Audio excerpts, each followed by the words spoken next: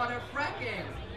This skit is based on an original manuscript, a training manuscript that field agents trying to convince folks in southeastern Ohio to lease their land. They lost it, and it made its way to the media, and from there, Ohio State Representative Feeder passed it on to Mike DeWine for comment. This happened about 2 months ago.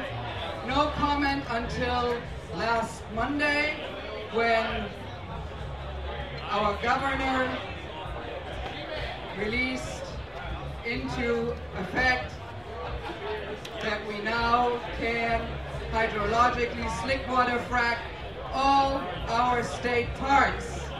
Then Mike DeWine commented on the training manual and said, there is nothing that I can see in this training manual that would make us worry about slick water fracking. The skit you're about to witness is based on that training manual. I took no poetic license, except that I turned it into dialogue. We have 5 performers, one who represents the trainer, Michael Duty. Here he is, old-time Comfester. And his trainees are Rob Wood from Clintonville, representative there of the Clintonville community, and Heidi Shera, I don't see, there she is, also a Clinton villain, and where's your wife? Oh, there she is. Laura Newsom, also from Clintonville, an expert on alternative energy, and her husband, what's your name again? Ray Newsom. So, we're going to start this very moment, but before we do, anybody here who sits through this session, for better or for worse, to understand what slick water fracking, fracking for gas is all about, has the opportunity to win this wonderful 32-inch HD TV. What do you say about that? Woo, woo, woo. So give it up for the crew that is going to present to you Frack Me, Frack You. Ourselves to move into the greater Ohio market, it is critical that field agents have a consistent selling plan for that material. Now, why do you think that's important? Well, you look at the latest rep we got from the documentary, Gasland, and you see how oil and gas exploration and drilling are meeting increasing resistance from local community groups. So it is in our best interest to present our side of the issue in a manner that makes it more attractive. Exactly, Jack. And we have to move quickly. It is essential to contact landholders and acquire signatures before sentiment by environmentalists and other public organizations limit our ability to obtain access to private land. But remember, if at all possible, try not to deliberately mislead the landowner. That only makes our position harder to defend at a later date. What do we want? Frack 'em! What do we need? Close 'em! Yes. I went out with Bill Schumann to learn the ropes last week. He's quite the field agent who understands what points to focus on so the benefits outweigh the cons. The situation got really sticky at some point, and I thought, now they've got Bill concerned. But he sure knows how to avoid those points. He said his secret is to steer clear from discussing every point in question. I guess, do not argue when you cannot win, eh? Quite right, Jack. Bill is a great example for us all. But I also know that he is a stickler for demographics. We have paid for an analysis of Ohio and its people. Use that data. I have got that survey right here. Ohio is a conservative-leaning Midwest state. The typical Ohio resident will welcome you into their home and allow you to speak. This critical face-to-face interaction can make the difference. Most Midwest Americans dislike confrontation. Even if they disagree on a selling point, they're unlikely to confront you over it. Therefore, it is critical to obtain a lease signature in the first meeting. Right on, Mary Bell. Or at least get the agreement signed and take the lease to a notary. Drive them to the notary if you have to. If they have time to think it over, they are more likely to decline the offer. And then we don't get what we want. What do we want? Frack 'em! What do we need? Close 'em! So let's say we drive them to the notary. On the way, should we divert their attention and ask them about their family and favorite recipes? My experience has been that people love to talk about themselves. Good observation. That is always a possibility, Mary Bell. But we should let the characteristics of this nice Midwest work in our favor. Most landowners there are patriotic Americans and want to free our nation from foreign oil dependence. Make certain you lead with the selling point. China bought more oil last year than the United States. Fear of foreign encroachment is the biggest asset we have in selling our developmental strategy. Our analysis of Ohio shows that even the most liberal landowners agree on this point. It's pure psychology to start your conversation with a point they agree with. They're more likely to let you stay and talk. Studies show the longer you talk, the more chances we have of signing. So, if at any point at this pitch, talk turns to local issues or environmental hazards, how do we best refine and redirect the conversation? Re-engage over the nation's energy needs and the desire to be oil self-reliant. Come back to the mutually agreed upon point about freeing the nation. China bought more oil than the United States last year. Excellent. Then win their trust by telling them that about our business. We are a small business, working closely with state governments when we set up wells. More educated landowners know that we often sell our land leases to larger corporations. While this is often true, we do not always sell our interest. It is reasonable to say that we plan all development in Ohio without partners. Future plans do not need to be fully disclosed, and they may evolve as we do exploratory drilling. Any comments, questions so far? Yes, sir. We know that the technique to develop gas resources is coming more and more under scrutiny, both in the main media, such as the New York Times, and even in Hollywood with the movie Gasland. So I expect questions on this topic and wonder, how do we diffuse this concern? Here is how.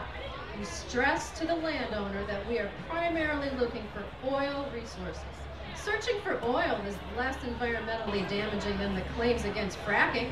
Oil exploration has been conducted for centuries, and it's safe and effective. Don't deny that gas exploration is possible, just don't emphasize it.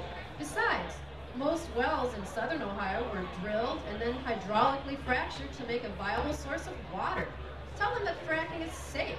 There's nothing unsafe about the fracking process. If there was, it would never have been used in our wells. Yes. And if anyone knows about slick water fracturing, avoid the topic. Do not discuss the chemicals and other materials used during slick water fracturing. The best strategy is to tell them that the chemical mixtures are proprietary and highly diluted with water when we inject them. Right on. Most landowners don't even know the difference between hydraulic fracturing and slick water hydraulic fracturing anyways. Use that to our advantage. Reassure landowners that no well contamination has ever been documented. Do not mention water contamination. We do not want to associate ourselves with potential groundwater issues. Stress to the landowners that we could use cement and steel casings to protect the aquifer. And what if they bring up Pennsylvania and well water's on fire and the water out of their faucets? I mean, that's pretty freaky. Well, leave your answers vague. If they bring up Pennsylvania Betsy Sue, it is very important that we distance our selling position from the documentary Gasland. We do not want landowners linking the image to our developmental plans. Referring to higher authorities usually works. Tell the landowners that the Pennsylvania Department of Environmental Protection issues new drilling permits every year. Yeah, that's good. I mean, I don't think EPA would do that if the process were unsafe. Do you?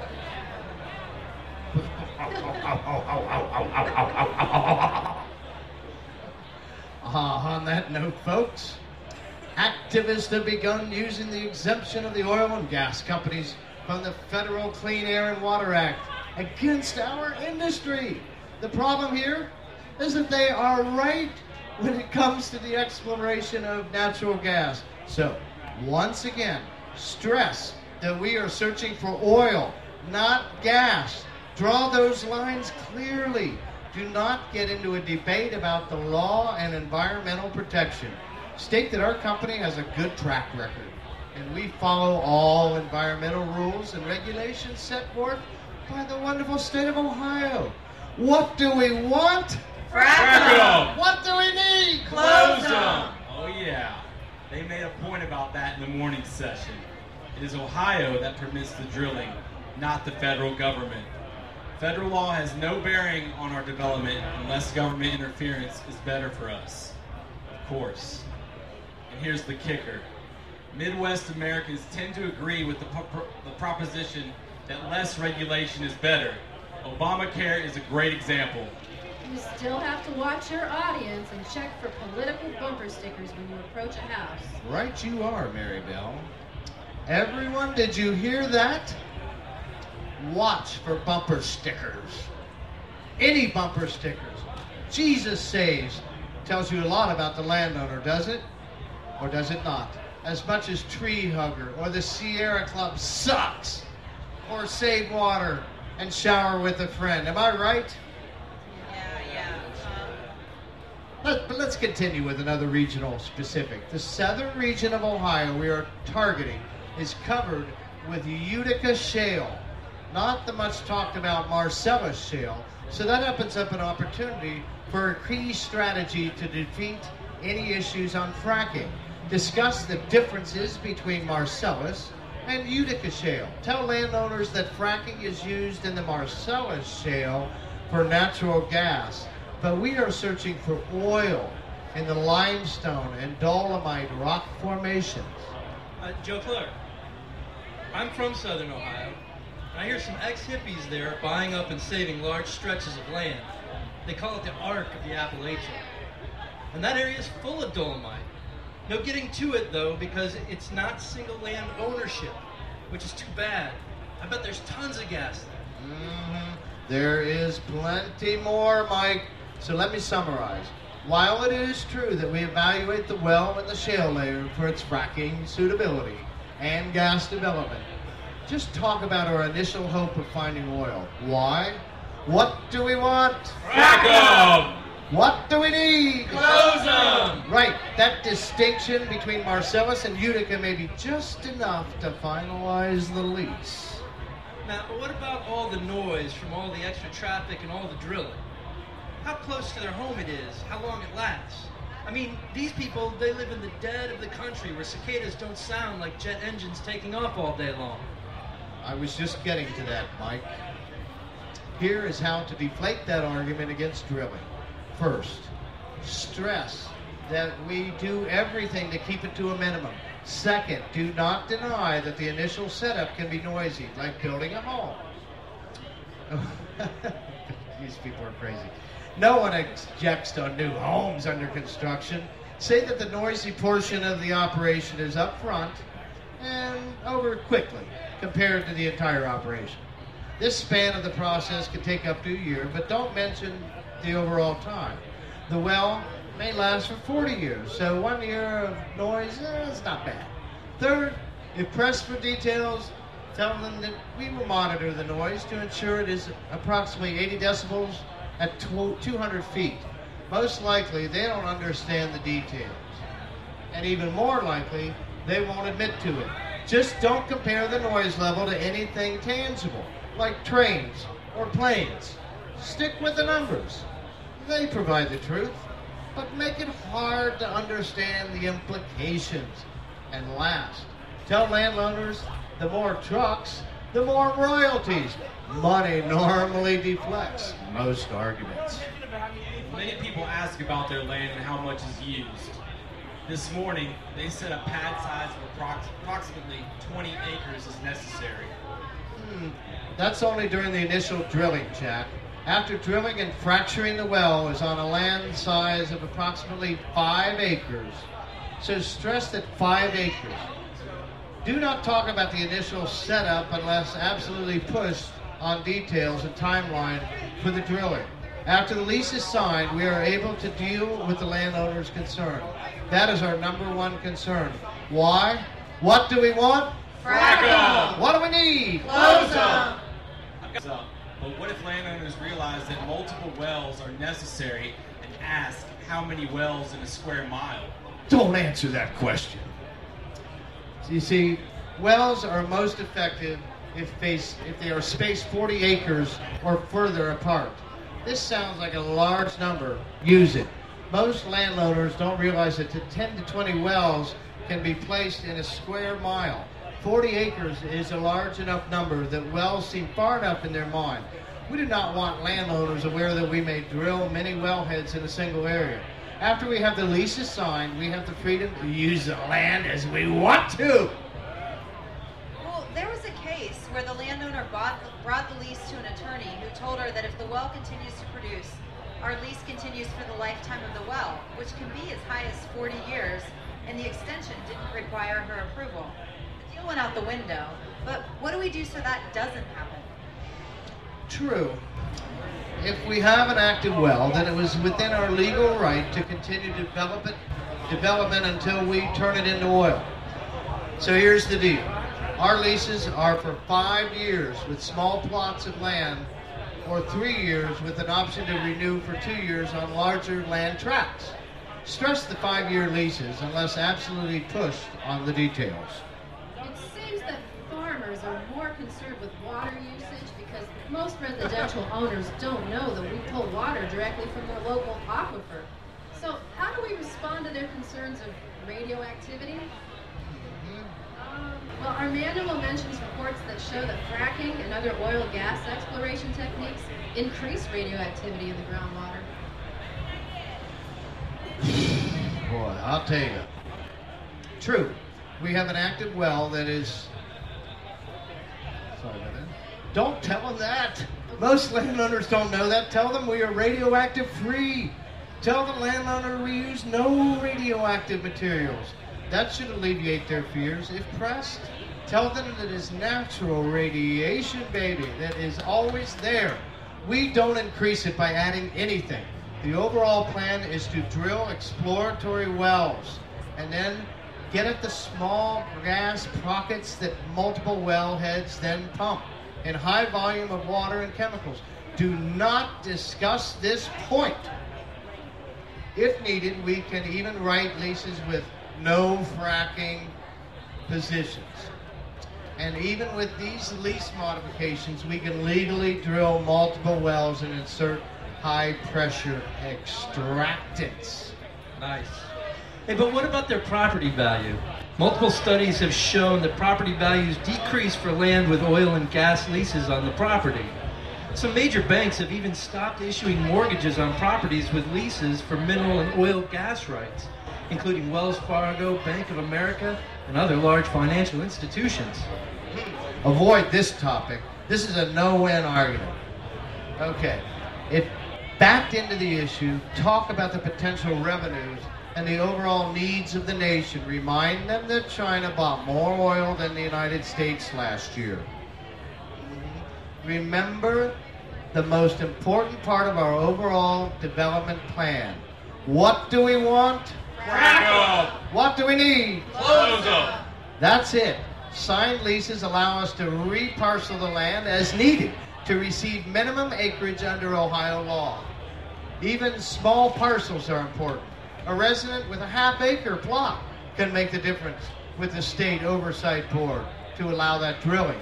The state does not have to allow drilling even if the unit has 65% or more of the acreage.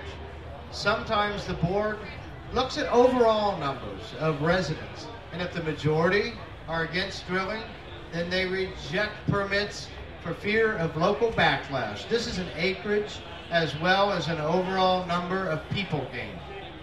Last week, Bill Schuman also told me that men are more likely to sign than women. Men don't like to believe that you know more than they do, so they are less likely to ask questions. In the state of Ohio, the husband can sign the lease without spousal permission. So tell them it is their decision and write the lease agreement with only the husband's name on the paperwork. That way, they can sign alone. Yes, you definitely have a point there. Men are also more conservative and more likely to want oil and energy independence. Women have more concern for the environment and challenge you more often. So knowing who to approach can definitely seal the sale. That is totally in line with our market analysis in Ohio, you two. So everyone here should know it well. That pretty much ends our training session. On the last page of your handouts, you find 4 last resort incentives if a landowner is undecided. Betsy Sue, would you read number 1, please? Sure. Number 1, offer a slight increase in the initial lease payment. Even a $50 increase may be enough to sway the decision. Tell the landowner it's to cover the notary public costs. That way you're making a concession without caving and getting into a negotiation. Midwesterners appreciate feeling valued. This will definitely work in your favor. Great recommendation there. What about number 2, Mike? Tell the landowners that the neighbors are ready to sign. Even if they're not, that often convinces an undecided landowner to sign. Remember, the first visit is the most crucial. They don't know if their neighbors have signed, and once they have signed, you can show those leases to undecided neighbors for added peer pressure. Great recommendation there. How about number 3, Mary Bell? As a very last resort, offer the amended lease with the clause that no slick water hydraulic fracturing is used. This limits our future options, but once we carry out initial drilling and testing, we know the viability of gas extraction from the Utica shale layer. At that time, we can reapproach holders of the modified leases and offer incentives to allow slick water hydraulic fracturing. The most important thing is to obtain the signed lease. Modifications can be made later if necessary. And Jack, what's that last recommendation? Number 4, always remember we want no correlation between the fracking process and the enhanced oil recovery processes. So talk only about the enhanced oil recovery process to get the lease signed that also allows us to frack. So if you follow our training guide, we will be most successful out there. One more time. What do we want? Frack 'em! What do we need? Close 'em! Thanks and good luck to all of you. Thank you so much. Give it up for Holy Frack, Frack Me, Frack You. With regards to the HGTV, we lied, and so did they.